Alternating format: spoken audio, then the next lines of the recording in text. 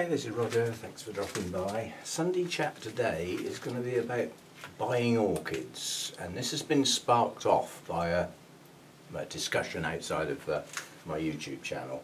I've just got some new orchids. We had an unboxing video. Everybody seems to enjoy them. If you you have to get in a certain place on my channel to be able to view the last half a dozen or so videos all together and see the views against them. Well, that one just rocketed off. The unboxing videos are very popular. That's not my fault. I can't do anything about that apart from show them the same as all my other videos. If they're popular, it's because people like to watch them. Perhaps it's the nosiness of what's in the box sort of thing. We've all got some of that, you know, what's behind the door, or what's hiding behind that screen. We've all got that curiosity, we'll call it. Should have all been cat, shouldn't we? Only what did it do to the cat? Yeah. Right, so I unboxed some orchids. We took them out, we had a look at them. They were fine orchids. They were nice, healthy orchids. Well, it has been deemed, and it has come to pass, that Roger may be getting preferential treatment because other people have not necessarily had such good orchids from the same supplier. Now, you've heard me say before, especially when doing sort of reports around shows, get to know your traders. Not everybody can. Not everybody can get to the actual shows. You can still interact with traders via via email. There's a messaging service on there.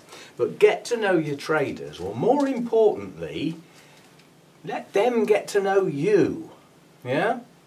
Now, this particular unboxing was from a seller that I've used a lot, eBay seller, that has in recent times started coming out of the box and turning up at shows. So the first show I ever went to where the couple were actually there, I introduced myself and they knew who I was.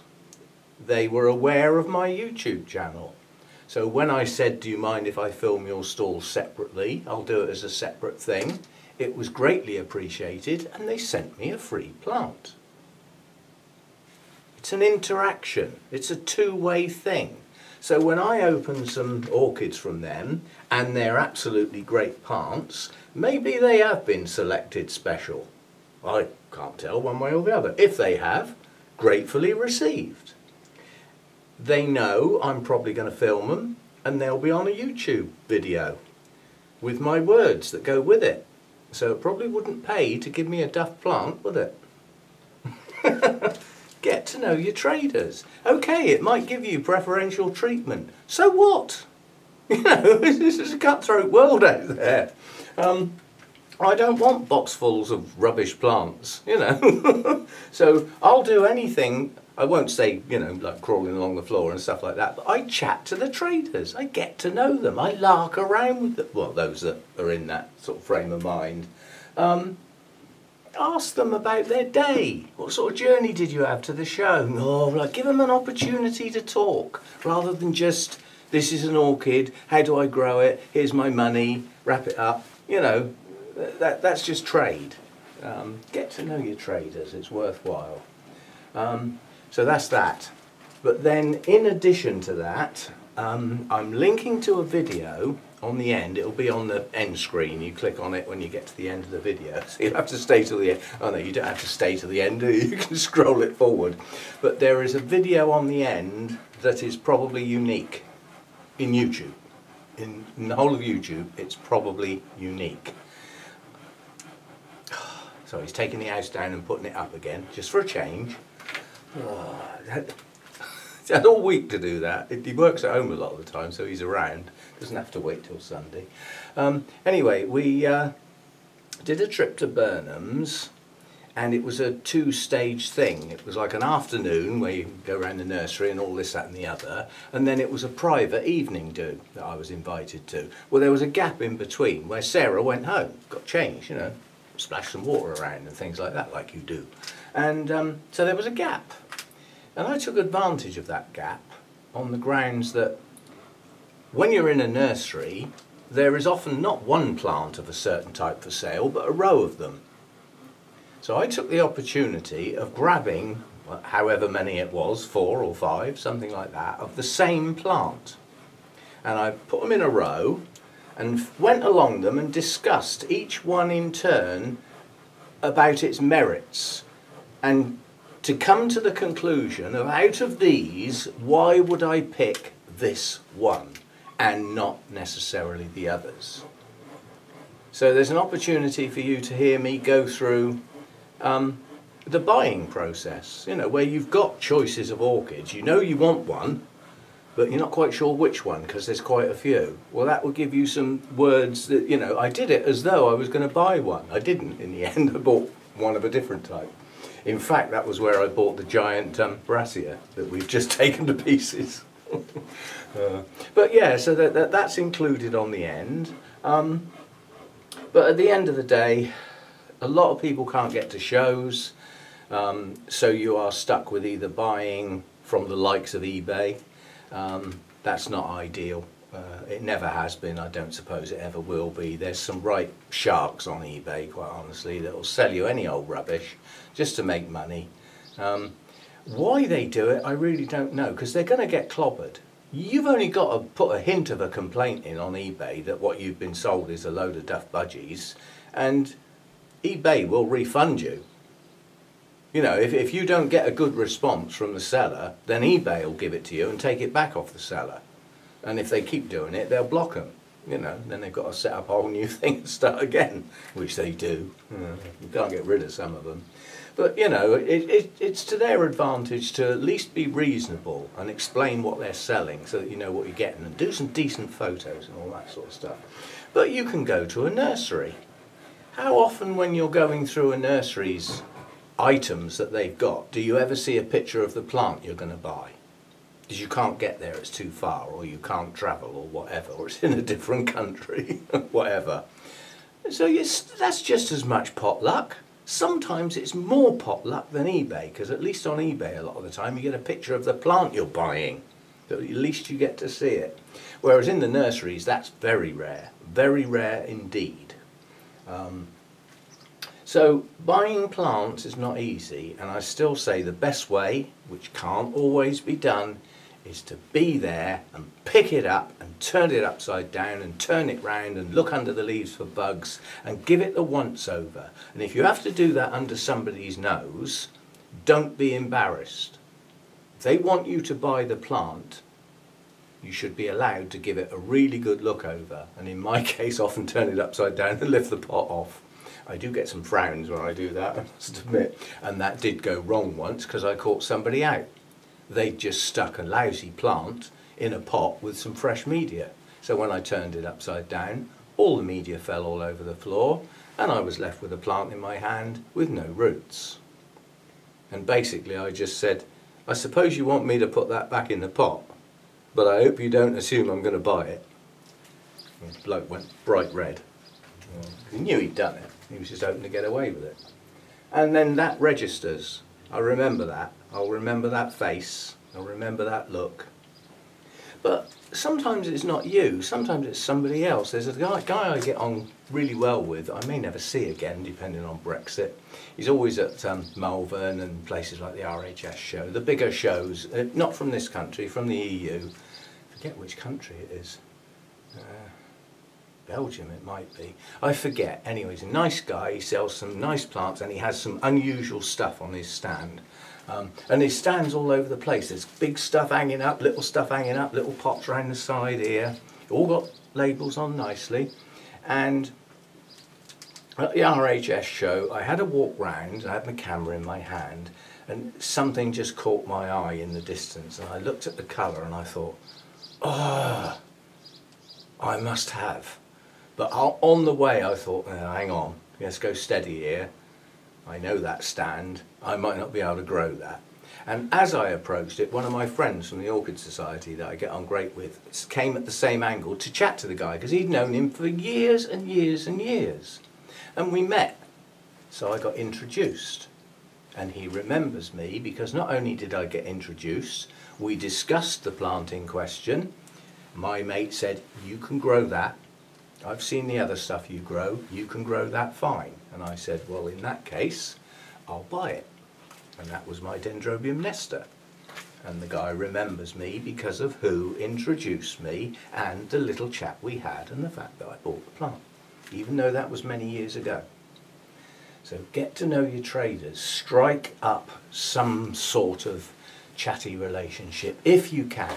And that's obviously only if you can get near the people. You know, if you can't get to nurseries and you can't get to shows, then you're stuck with online. That's not my fault. There would be very few places in the UK where I would be stuck like that. I can virtually safely say that in proper Ireland, the country, not the pokey little bit at the top, they probably may not even have an orchid society. They probably haven't got an orchid nursery. There may not be any orchid nurseries in the whole of Ireland, north and south. I don't know, there might be. Orchids are sold in some garden centres and places, but not a specific orchid nursery. And if you come over into the UK, if you get up into Scotland, there are areas up there where you travel for hours and hours and hours to get to anywhere where there might be an orchid society. There is a Scottish Orchid Society, but I think there's only one. And believe it or not, Scotland's a big place. Its size is underestimated because first of all people get the line across between England and Scotland in the wrong place because it's actually lower down than you think. And then when you look at what's below, take Wales off and look at what's above that line. It's a big country and vast amounts of it are mountains and, you know, areas that there's hardly any roads for a start. Hardly any people live there. It's just openness and mountainsides and heathland. And it's absolutely stunning, especially for somebody like me who likes to look out and think, I can't see anyone. Wonderful, because that's what I like. So, you know, not everybody can get to shows. If the way this house goes and when I end up having to leave it and it has to be sold and all that, my plan as to where I'm going to live next, I may not be able to get to an orchid society without a big travel job. I would still probably put the effort in because they're only once a month at the end of the day. But yeah, I mean, I physically might have to come out of Wales and come back into England to actually get to an orchid society. There are a couple in Wales. One of them is not strictly speaking a society, which is the one I'd like to be in, but it depends where I end up. I don't know. Yeah, so we know not everybody can get to shows, not everybody can get to visit nurseries, not everybody has even got a nursery in their country. You know, I suppose some people actually plan their holidays around that sort of thing. Now that I know there's a place in southern Spain, if ever I go to Spain for a holiday again, I'll aim for that area because I want to go to this place and visit it. But I wouldn't put the whole holiday on that. That would just be part of it. While I'm there, we'll have a look round there, sort of thing. But I am hoping to go to Burnham's next week. That's in hand. I've phoned Sarah. We've had quite a long chat about a visit for a start, because she's still a bit worried about opening up to the public, but she's going to do it. She's opening tomorrow on Monday. And I said, well, the worst thing that can happen is that you go to open the door at 10 o'clock in the morning, there's 30 people stood outside. Because although that might be good for business, it's not going to be good for you trying to handle it, you know. Yeah, she said, well, they'll have to stand outside and take it in turns or something. They're not opening Orchid Paradise, they're a specialist place. Said we can't do it. We can't get it ready, and we can't monitor it to make sure people are, you know, staying away from each other and all that sort of stuff. But she is hoping to have the cafe open, and again, you know, people will have to be sensible. And she said if the guys are actually watering in the nursery part, then people won't be able to go in there while they're in there as well, because the corridors, the aisles are too narrow. You've got a job to walk past somebody. They're so tight. You tend to sort of go in a flow, if you know what I mean. The sales area is huge, you know, there's plenty of space for people there, and there's places to sit outside if you're waiting to do something. But I'm hoping to go there next week, and we've had the chat about the Victoria Regina. Sarah wouldn't commit to it because she said she has to talk to Phil, because Phil deals with those types of orchids. That's a strange concept. This is my nursery, but I don't do those. Somebody else does those. Well, you couldn't do it all, could you?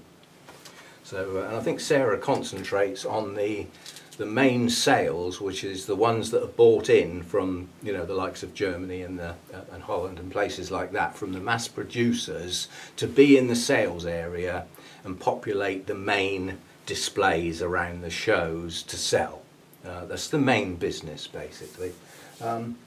Another thing I wanted to say is I've been doing these virtual competitions. Now, the first time I went in for the Bournemouth one, I put in 2 plants which I thought, well, that's the best one, but I'll put that one in as well because we were allowed 2. And the also ran actually came first and the other one came second. Still don't quite get that, but so be it. I'm not the judges. The second time I put my plant in, that was Dendrobium senile, and it got lost, so it didn't go anywhere. The next one was the Friedrichsianum. That got the first, but that also got the first in the national competition. Now the July entry, I haven't got one. I had a look at the little Cattleya, bearing in mind it was my red Cattleya that got the first in the first virtual competition. But although this is a nice spike, a nice Mr. Slug has also taken a few chunks out of the blooms, and the first one's already on its way out. So that would have to come off, and I've got chunks out of blooms. They would be spotted in a photo. I could get a nice shot of that with a black background, not the whole plant, possibly, you know, just the tops of the leaves and the spike. I could get a nice shot out of that, but probably not now. It's just going over. So there's that. There's my Shelob Tolkien. That's not a good spike. It's only got 4 blooms on. There's my lovely orange Vanda. That's a spectacular spike, but I know what they're like. It's a hybrid and it hasn't got an ID. They're not going to be fussed. Some of them just look at the quality, the growing and everything like that, and don't really care much about the name, but others do. And there are some that have just, well, if it's not a species, well, it's not a proper orchid. But then I thought, what about something that's incredibly rare and not that easy to get to bloom, let alone grow? My little Linguella, which is a lovely delicate little thing. You're not going to see its colour because the light's behind it, so it'll wash it out. Probably looks white. It's a beautiful pink with that lovely dark spot. It's only 3 blooms and it's not a good plant. But what about a really close-in shot of those 3 blooms on their own? A quality shot. What about that? Put that in. What do you think? It'll have to be close in. Have to get everything else out of the way. Take that little dead bit off the end of the cane. Yeah? And then get a black background in there. And set the tripod up. And get in close. Get a nice depth of field, sharp, in focus shot, well lit, of those 3 blooms, and put that in. So that's my possibility at the moment. It's either that or the Vanda. I can only do one. They're only accepting one now. I mean, my Masdevallia down there, the hybrid, that's gorgeous. It's only got 1 bloom on it. That's not good. And again, hybrid, no name. They don't mind hybrids that are named, you know, like the Shelob Tolkien is a proper named item. They prefer that. But just no ID things. I can't put this new Masdevallia in. You're supposed to have owned the plant a year for a start, so that's out. And there isn't anything else. That is it. My Europhila, the blooms are too spread out. They're starting to go as well. So I would only be able to take a picture of 1 spike. And as Europhila goes, it isn't a good spike, simply because the main spike got broken off. I broke it off on the roof, bent it. And these are all branches, so they're all separated out. They're not in one nice long column. So that's sort of not good enough. The Cattleyas are Cattleyas are in bud, they're not there yet. So I've got a feeling I'm going to try the Linguella. I've only got a couple of days, I'll have to get on with that as well. In fact, that could do with the photo being done today, in case the weather changes. I know I've got a good day today, there's light. And there's light that can be dappled by moving the blooms to a different place. So I might have to get on with that. Because how that is lit and how sharp the picture is will determine whether it even gets a look in, quite honestly. But it's the rareness of the plant, really. And it's not an easy plant to grow, certainly not an easy plant to grow and bloom. So I don't think I've ever seen one on YouTube in bloom, ever. I don't remember ever seeing one at a show either, come to think of it. And apart from this one, I don't ever remember seeing one for sale either. So Insa, you're after something, you know, you're going to get something a bit special there. Well, a bit unusual, let's put it that way. And some of the judges really love the unusual. They shouldn't. They should like the individual plant for what it is and how well it's grown and what a good version it is. But we're all people at the end of the day, so yeah, so that's it. Bit of news on the end. My laptop will be back tomorrow. I got 2 emails on Saturday, one from the company and one from the courier. Courier saying that they will give me a 1-hour time slot on Monday, tomorrow, when they leave their local depot. So they'll be able to say if they're leaving the depot at 9 and I'm 2 hours in, they'll give me a time slot, you know, of 11 o'clock or something. So I'll get my laptop back tomorrow, and I'll say in advance that when I get that laptop, I will probably spend the rest of that day loading up the software I want, configuring it the way I want, and getting it up and running again, and winding down the desktop and making sure everything's backed up. I do it regular now. Every week, normally on a Saturday or a Sunday, I sit down and I keep things tidy in folders. And backing up folders is really easy because, you know, you open up your external hard drive, just grab hold of the folder and go whoop, and that's it, that's that done, and everything in it just goes. So you haven't got loads of little stuff to do. So being organised in the first place makes backing up easy, but I am backing up regular now, every week. And I'll do a massive backup because I've got to do things like my Google Chrome page has got lots of settings across the top, saved places where I like to return to. They're all tidy in folders and stuff. You can export the whole thing. So I can take that as is across to the laptop and just load it up. Saves going and finding them all again and storing them away. So, but it's work to do, and it's work I enjoy. So we'll probably take a day out tomorrow and do computer stuff so that I'm not in a hurry and I haven't got anything else to worry about. So I'll probably do that tomorrow. And then hopefully next week, trip to Burnham's and possibly another trip out, another orchid trip out, another field trip. Yesterday was a nice day. It was my sister's birthday. We had a family gathering in an open space near the river, not far from where I live. So plenty of space between us all and everything. We had some food, we all took our own drinks and everything, and just had a bit of a get-together. Very, very pleasant. And weather was suitable for that sort of thing because the sun was out and then it was in again and then it was out again, so it never really got too hot. Some people arrived in their overcoats. They came off pretty quick. Well, it might get cold. It's July already. It doesn't get cold. It could have rained, but then there was no rain forecast for a very long time.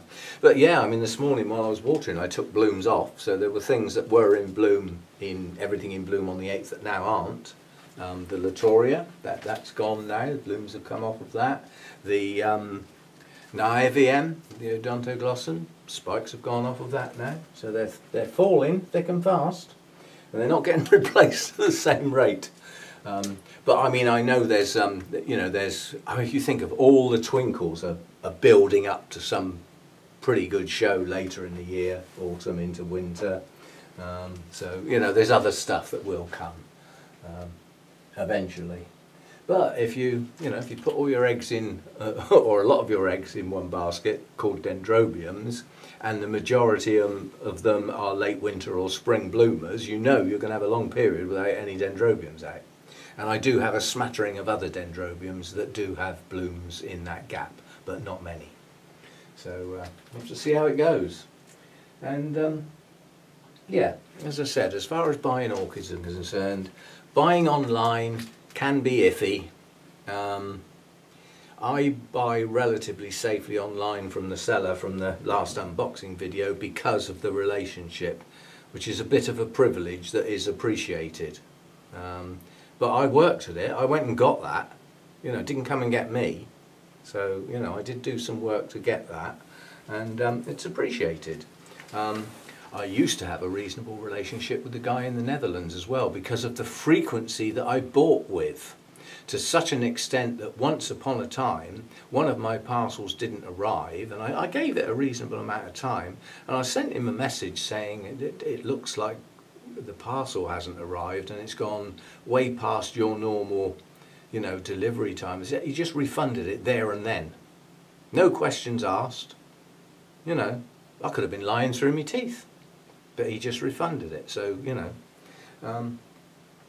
anyway, it's difficult to get a relationship with online sellers unless you can meet them, and normally you just can't. A lot of them are private sellers, and a lot of them are selling absolute rubbish at ridiculous prices. Well, the only way they can get away with that is if people buy it. Nobody buys it, they're not going to do very well, are they? The trouble is, some people just have no choice. Those are the places they can buy from. So that's it. That's their lot. But, I'm quite lucky, I suppose. Although this year, all the shows have gone missing. So, but then that's the same for everybody, not just for me. But get to know your traders. It's good stuff. And when you go to a show, it's not, you don't just sort of walk round. Oh, that's a nice one. That's a nice one, especially if you go on your own, because you'd be talking to yourself, and take a picture, and then you go home. To me, that's not much of a day out. It's much better to say, walk in the door, all right then, and somebody will go, yeah, all that sort of stuff. It's good. Get to know people. And then when you go there, it's a social event, not just a load of pretty flowers. And you might see somebody you haven't seen for quite a while. Oh, I haven't seen you for ages. Fancy a coffee? You go sit down and have a natter. If you're somewhere you can have a coffee, so it normally is, at a show. So, it's a social event for me, and that's what I've missed this year, more than anything. In fact, a lot.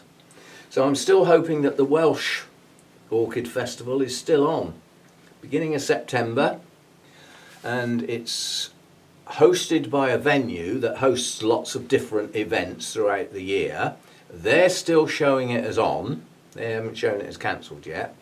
And it's not an orchid society, but it's an orchid group that are organising it. They're still showing it as on. So the two people involved with saying whether it goes ahead or not at the moment are not showing it as cancelled. And that could be the only one. Our Bournemouth Orchid Society show is normally normally the end of September, and this year, because of double bookings at the venue, it's already had to be moved to the beginning of October. But at the moment they can't say whether it's on or not, because the venue haven't decided on what numbers they're going to allow in.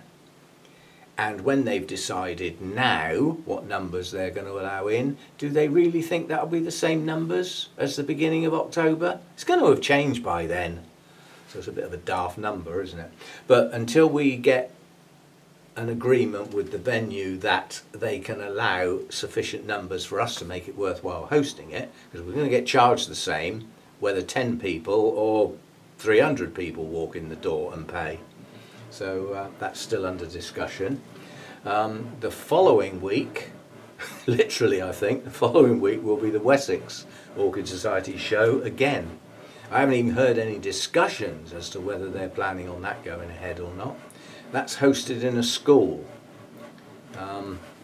That may be a bit of a problem, keeping the kids safe and everything.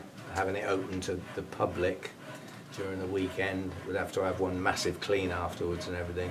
I haven't heard a word about that yet, so we shall see. But anyway, as I say, you know, when you do come in contact with orchid sellers, traders, whatever you want to call them, have a chat. You know, get to know people, be sociable. Then they might remember you. Then if you buy from them, they might remember you again. Knows what he's sawing up now. I could mind to go and hammer something, you know. Or just get a nail and go outside and bang it into something. The guy's busy, you know. The fact that it's a Sunday, yeah, but he's busy, he's doing something, so it's work at the end of the day. I'm sure it's something useful, or will be when it's finished, or will be when it's cut in half, whatever he's doing. Anyway, see you next time. Thanks for dropping by, and the next video I produce is hopefully going to be done on the laptop, which will take me a quarter the amount of time. That's why I want the laptop back. It's time. And it also is so much more enjoyable. I'll put this video in, I'll do my bit, and then I'll put it in for processing. Say it's, I don't know, 30, 35, 40 minutes long. It'll take 2.5 times that long just to process it. And that's before I even give it to YouTube to load. And I've had to reduce the quality right down to get it to that time. If I use the same quality that I use on the laptop, for a 30-minute video on that desktop, it would take 2.5 to 3 hours to process it. It's just waiting around, you know. So. And if you do anything else on the desktop while it's doing that, you slow it up even more. It's only got a little brain. Actually, it's not. It's got the same size brain as the laptop. It's just got a very old-fashioned, slow processing brain like this one, rather than a youngster's brain. So, anyway, I'll see you next time. Thanks for dropping by.